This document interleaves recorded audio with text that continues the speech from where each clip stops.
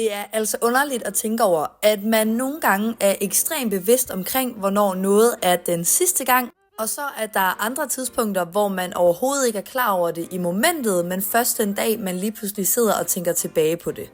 Den her vlog fra den her dag, det var en dag, hvor jeg var ekstremt bevidst omkring, at det altså var min aller sidste dag som bosat i min hjemby Kolding. Jo, det er simpelthen fordi, at min kæreste og jeg, vi er flyttet til København. Og helt ærligt og dybt nede fra mausen af, så havde vi altså virkelig en god dag. Jeg tror, at grunden til, at jeg synes, det var en så god dag, det er jo fordi, jeg var så rolig omkring det hele.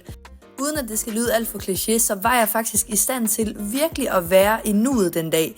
Men nu skal jeg selvfølgelig heller ikke få det til at lyde som en dans på røde roser, fordi det der med at sige farvel til sin familie, det er noget, man skal vende sig til. Men jeg tror også, at mit mindset i lang tid har været klar til det her nye kapitel, der skal starte. Så ja, fra nu af kan I finde mig i de københavnske gader.